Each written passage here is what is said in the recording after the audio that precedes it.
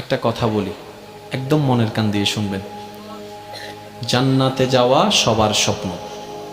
আছি আমরা সবাই দুনিয়ায়। ঠান্ডা মাথায় ভেবে দেখলে দেখবেন এই দুনিয়া এবং জান্নাতের মাঝখানে কিন্তু দুইটা স্টেশন আছে, একটার নাম কবর, একটার নাম হাসর। কবরটা কিরকম?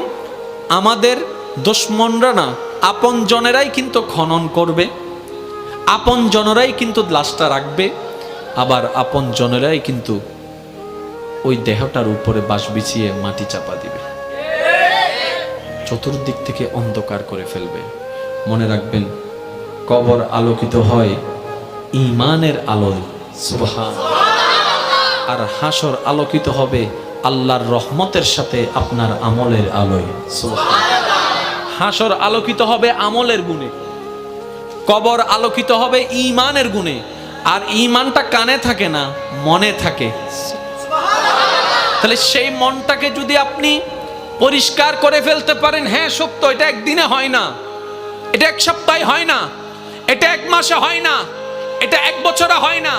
এটা হচ্ছে বান্দা চেষ্টা করতেই থাকবে, হিংসা থেকে যেন সে নিজেকে বাঁচাই রাখতে পারে। মন চাচ্ছে অন্যের বদনাম করতে, সে জিহ্বাকে কামড় দিয়ে রাখবে। দুনিয়া উল্টায় যাক, আমি বদনাম করব না, আমি বদনাম করব না, আমি বদনাম করব না। মন বলছে তাকে মেরে ফাটাই ফেল রাগের কারণে, আপনি বলবেন দুনিয়া উল্টায় যাক, আমি তার গায়ে হাত তুলব